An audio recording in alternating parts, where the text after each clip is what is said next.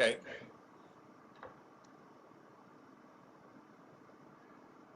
Here we are with my old friend, colleague, and Hall of Famer Steve Flink, talking about the first two matches of day Wednesday at the U.S. Open.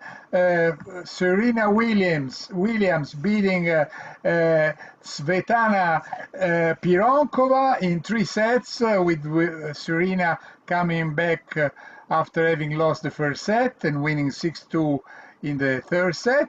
And then also the Russian derby between what I call the cicada and the ant. You know, I mean, one is working like the Yeah. ant, Yeah. Medvedev. The other one is trying to do something more, but then at the end he loses his concentration. Tell me, where do you want to start? The ladies first, or Russian derby first? What do you like most? Ladies first. Ladies first. You're a true gentleman. I never doubt it. Uh, Especially, you know, you have that tie, which was probably presented to you by your father. So I know that you are never disappointing me. Uh, Listen, so Serena Williams, were you surprised? Because she seems to step by step, match by match, to get a better physical condition. I don't know what is your thought. Maybe she has maybe a slow start, but what is important is to have a good finish. Yeah, I think you're right. I mean, I think she benefits from playing so many 3-set matches. We talked about the 5 that she had leading up to the U.S. Open, all those matches going 3 sets. And now, Ubaldo, 3 in a row have gone 3 sets here at the Open. Sloane starting with then Sakkari, and then now, of course, today, another scare because she was down. She was really outplayed Ubaldo in the first set pretty badly. Could have lost it 6-3. Had saved a few set points on her serve at 3-5 just to keep it alive, and then Pironkova closed it out nicely 6-4 and went up a break at the start of the second. I thought she might be able to do it in straight sets, but Serena worked her way back into the match nicely. To me, Ubaldo, the whole key was 3-all second set. Yeah, true, true. What was at fault, But and Pironkova did also, not challenge. She didn't challenge it. It would have been a break. we have some problem on the line tonight, but I don't know for what reason. But anyway, uh, uh, well, it's true that she also could have lost maybe the first game of the third set. I mean, there was a big fight, not at the beginning of the Yeah, third yeah, set. right, right.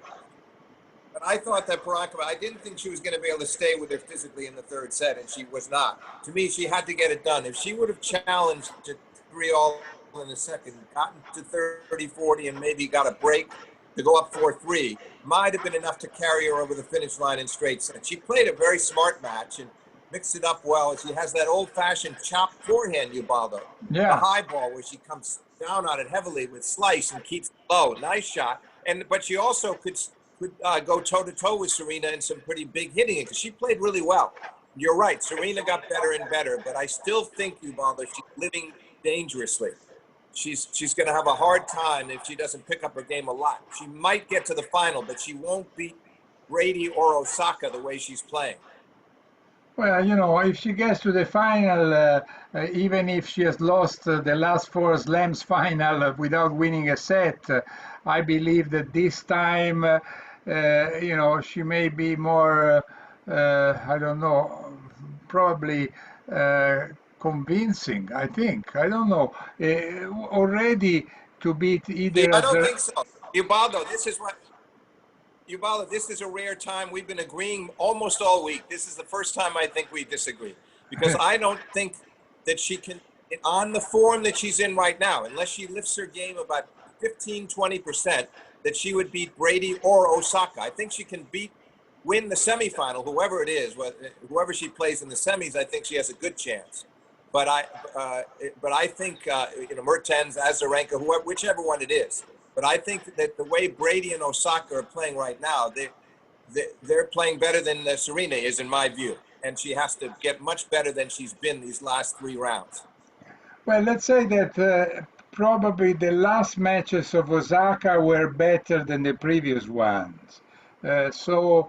Because at the beginning, also because she had that problem with her leg, I wasn't Right. persuaded that Osaka was in the best shape, and I thought also that she was kind of worried because of that. But probably match after match, she's probably doing better, you know. And then Uh, Brady, and then you have Brady, Ubaldo, in addition to Osaka, because I think that could end up being a great semifinal. Brady has not lost a set the whole tournament. She's been dominant. Nobody taking her beyond 6-4 in a set. So she's looking very strong to me. All I'm saying is those two, I think, are very dangerous for Serena, the way Serena has been playing. And that if she spots either one of them a set, if she goes down a set against them, I think she's in real trouble. Okay. Anyway, what is surprised about the Pironkova's level? Because I mean, really, in this tournament, she played unbelievable. I mean, nobody, I think, was expecting such continuous performance. I mean, she beat Muguruza, she beat Vekic, she beat Cornet. She, you know, tough matches. I mean, No, I wasn't expecting it. I agree, you. She's became a mother and she hasn't been playing. And I think a little bit physically in the third set, I thought she looked fatigued at times. She did a good job to hold serve a couple of times, but I never felt like she was going to win. But for a set and a half, up until the middle of the second set, she was the better player up until the set and 3-all. So it was a very impressive tournament for her all around. I certainly hope she will keep competing and stay out there and start playing regularly again. I don't know what her plans are. yeah, yeah. Well, I told her after during the press conference, I said, "Do you think that if you keep playing like that, you'll become in Bulgaria more famous than Dimitrov?" And she said, "Oh, in terms of fame, we are already." I am already known because I got semi-final in Wimbledon, quarters of finals in Wimbledon, in Paris. So she was quite proud to say, "Well, I'm not behind the Gregor Dimitrov," and maybe she's right because Dimitrov, at the end, okay, he won the ATP finals, but in the slams, Yeah, he has done right. maybe one semi-final, if I'm not wrong, but not much Yeah, more. very disappointing record. You're right. I still would think, though, that he's probably a little more famous than she is. On the other hand, I don't blame her for sticking up for herself because she does have a very fine record at the majors and players that you mentioned, and then to push Serena to 3 hard sets. That should be all she needs to tell her. I must keep going. I must keep playing. Yeah. You know, Dimitrov became very popular also when he was dating Maria Sharapova. That helped him to get a lot of It did. of pictures and you know, and stories on the all newspapers. True, true, absolutely right. That was quite a romance for a while, and very supportive of each other. And you're right. During that period, he got a lot of attention. Yes, while nobody really knows Pironkova's husband, so he's not that Right. famous. True. Anyway, let's okay. So we can pass to the Russian derby, played by these two kids who have been playing one against the other since they were 7 or 8 years old. Medvedev said that he was always playing one lob after the other. And then he said that Rublev was hitting hard, even if not so hard like these days. And they said both.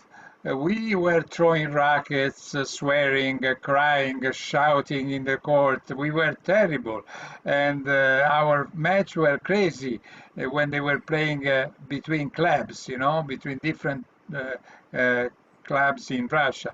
Uh, Tonight, Rublev had finally the chance to win the first set, but he lost it, and you can say how. You know what? I was amazed, Ubaldo. He goes, he hits a line, or Rublev did, to put himself up 5-1, 2 mini breaks. And then opens the next point on his own serve. Fair enough. But then double fault, the first one that he'd had the whole set. Terrible time to make it, 5-3. But he still got a little lucky with a winner off the net cord that put him 6-3. So he had 3 set points. He didn't convert. He needed a set. Don't you think, Ubaldo? He needed that set Of more than course, Medvedev did. of course, Yeah. because he had never won it. Right. But if he could have maybe he gives himself a chance.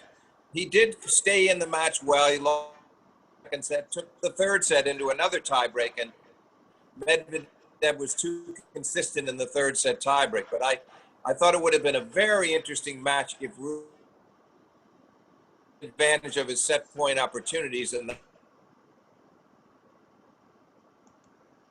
Tonight we have some problems with the line. I don't know why, because my line has been improved recently, so I have no idea what's going on. But anyway, I think everyone was able to understand what you were saying. Let's say that Rublev, I saw him during the side change that uh, maybe you didn't see, because maybe in America they were showing advertising, and he was furious. He almost broke the racket. He started throwing the rackets on his chair. Then he started to complain, saying, "One, one, one." I don't know if he was talking about the fact that his first serve didn't get in, or I did the first double fault of the first set. I don't know what that one was meaning, and I will ask him later on when he comes to the press conference.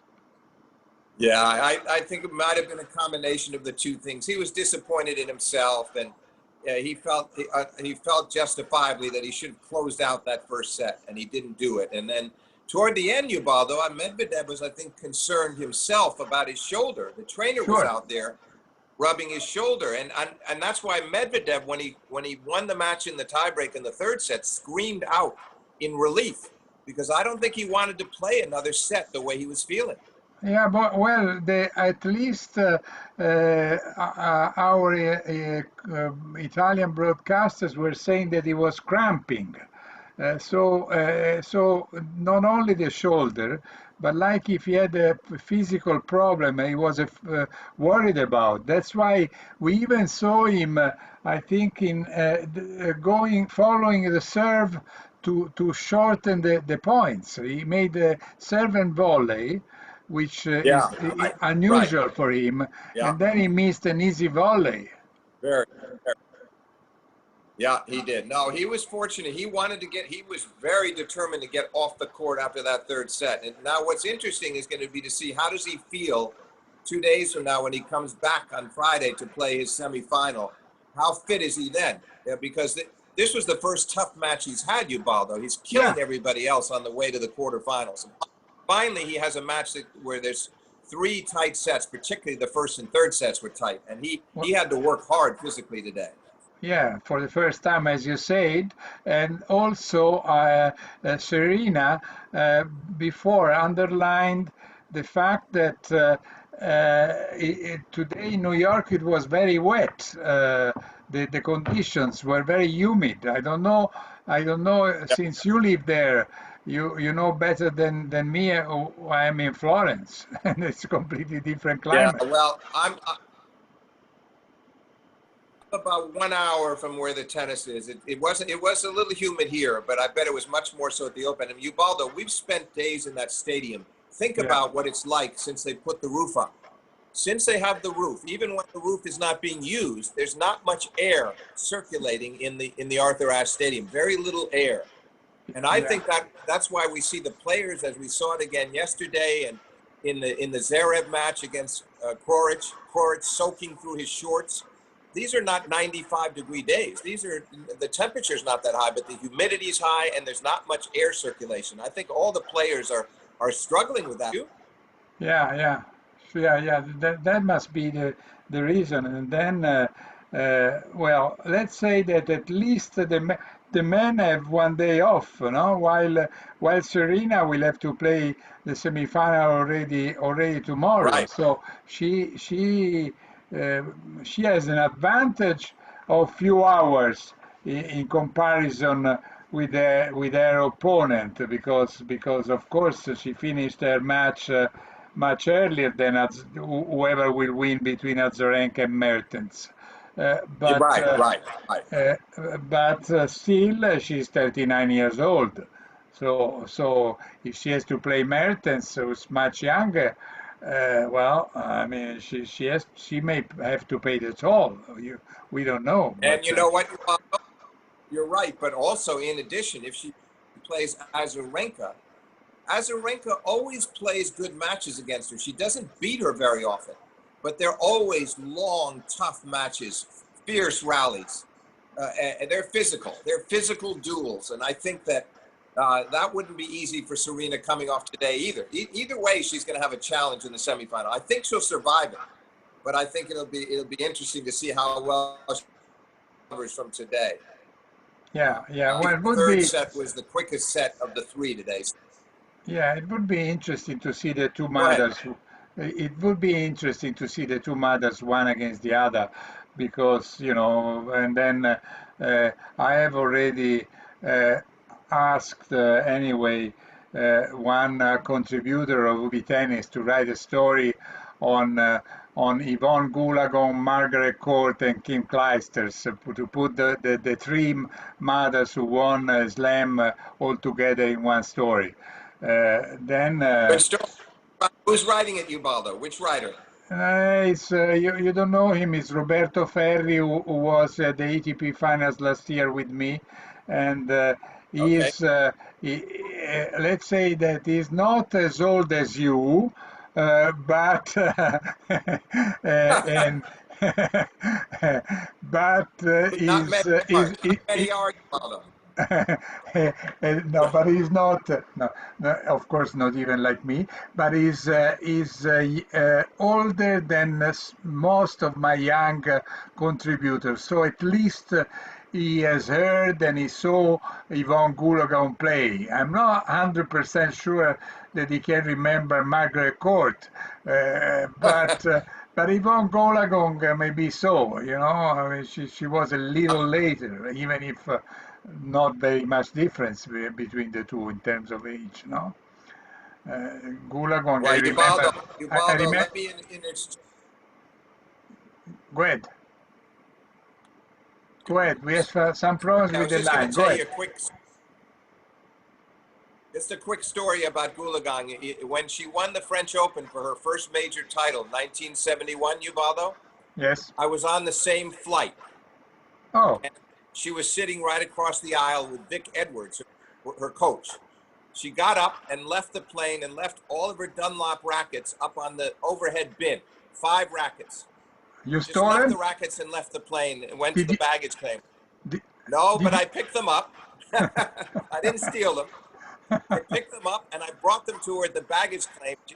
That's how I met her. She was very grateful that I had retrieved the rackets for her and I gave them to her. But isn't that a typical Yvonne Goolagong story? That's how she was.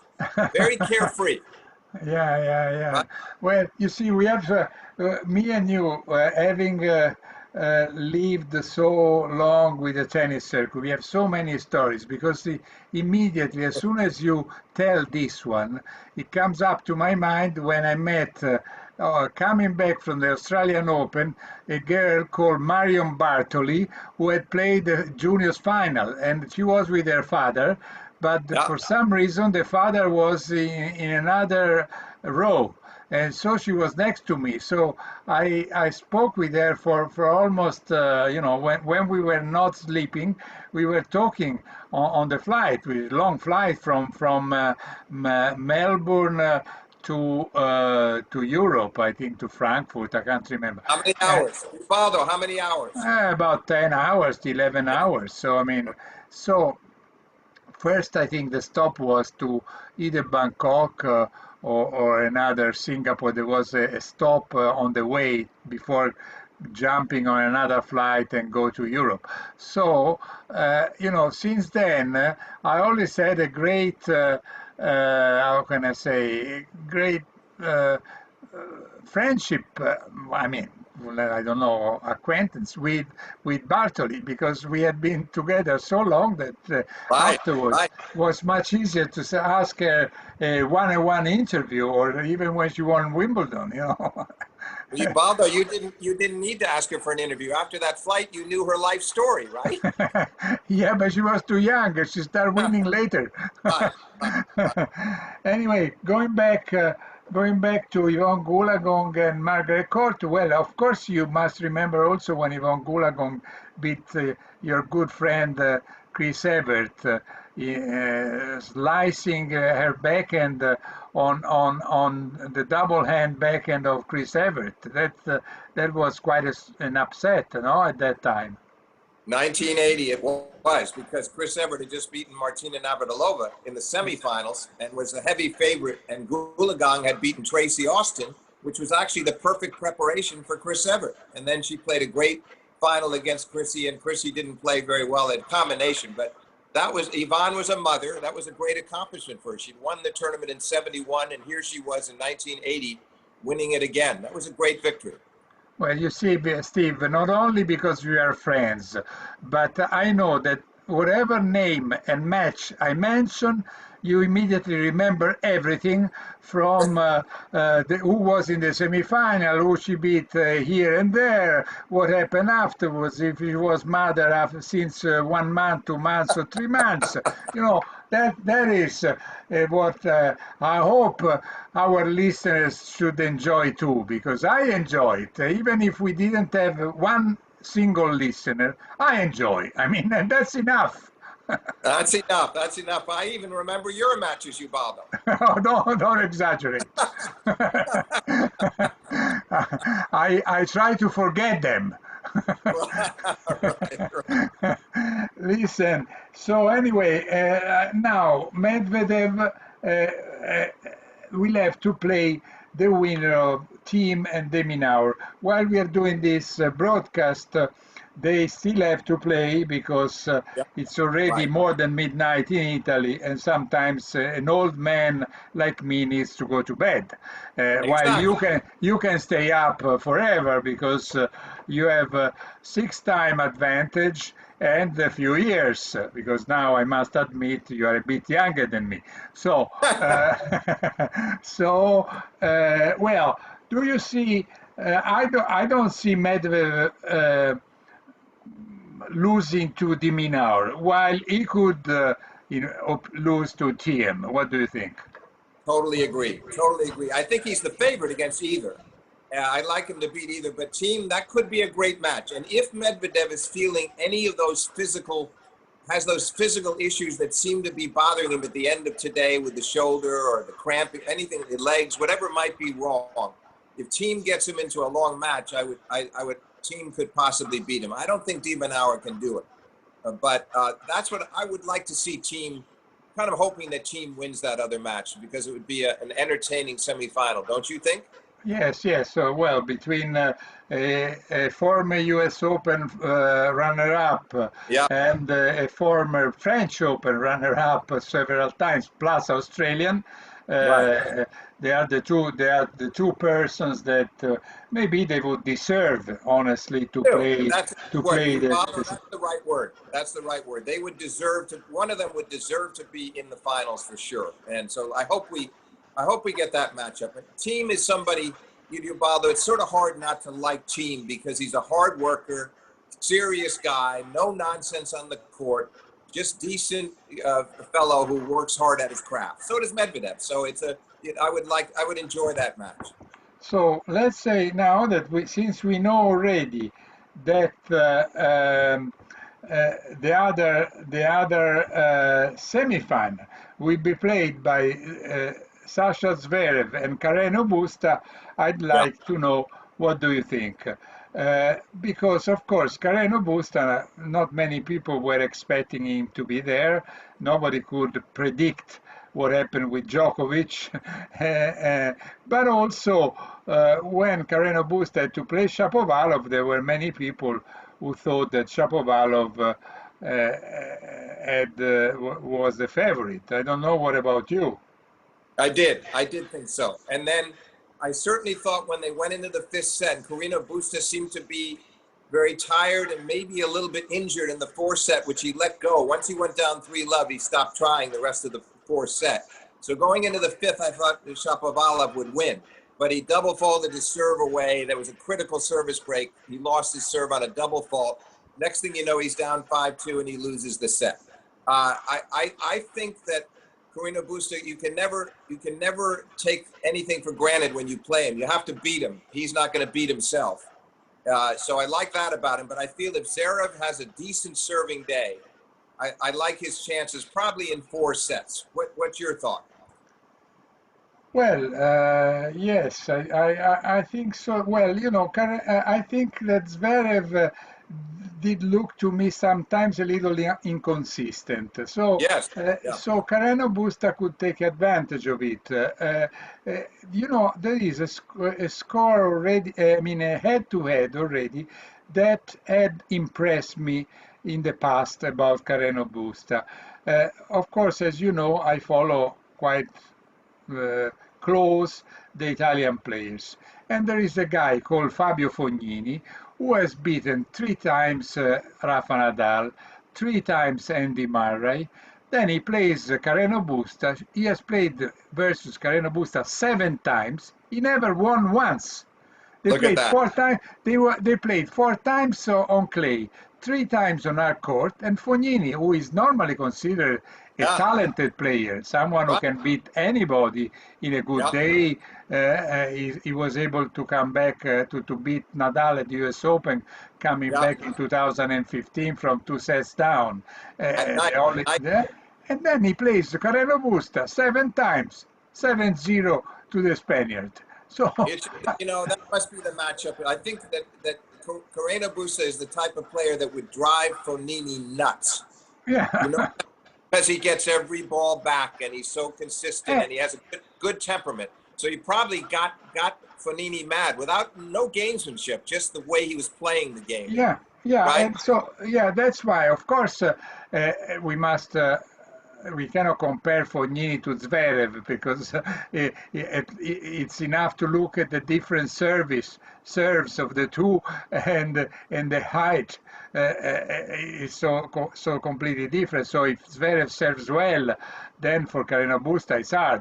But if Zverev has some moments each set or in 3 different sets of distraction or lack of concentration, I'm sure that Carreno Busta can take advantage of it. So He I can, no doubt about that. He can definitely take advantage. I'm just expecting that Zverev, who has been losing sets in almost every match he's played, including a very poor first set against Borna Coric, which he lost 6-1 in 24 minutes. Then he came back and eventually won a couple of tie breaks and beat him in the fourth set 6-3. I expect him to play better than he has so far. And it's a he expects semifinal. it too. He expects it too because he Yeah, said, "I yeah, need to play better," right. and because don't forget that in the second set he was down 4-2. So Yes, he was in terrible. Not only 4-2, but he was down 4-3, 40-15 for Coric to go up 5-3. So he was yeah, in real trouble. yeah. But nice comeback, and I think I do expect against Carreno Busta that he'll play a higher level match. Well, I must say also that for the show, for the competition, for the tournament, would be better to have Zverev in the final No because doubt about he has more charisma, he's younger, he's a player who won the ATP finals, he's a it. Yeah, player who has been who even if he was criticized by Martina Navratilova, he said, don't forget that I have beaten all the best players. I've beaten Djokovic, I've beaten Tim, I've beaten all of them, yeah. Medvedev. So to be honest, for a Grand Slam final, I would rather, maybe if I was a Spaniard, I would think differently. But if I not, think most people, Ubaldo, most people would agree with you. I certainly do. It makes for a more entertaining, interesting final. And again, Zverev, it's all the things that you just said. He won the ATP finals. He's won a bunch of these Masters 1000 titles on hard sure. courts in play. he would be another one that would be worthy of being in the final, just like Medvedev or Team. So I'd rather see him win for that reason. Yeah, okay. Well, since we are agreeing on something, I think we should finish this tape because we spoke about more or less everything, Yes. and uh, and so we may talk again. Of course, maybe already. I haven't looked at the schedule yet, but I mean, we will be in touch and we will decide when to do the next broadcast together. Okay. Okay. Although thanks for having me on. I enjoyed it. Thanks. Of course, I enjoy it too, and I believe honestly that Steve Flink is a phenomenal journalist. By the way, he's an Hall of Famer, so I can say again, thanks a lot to my old friend, colleague, and Hall of Famer Steve Flink. Ciao, ciao. Ciao, Ubaldo.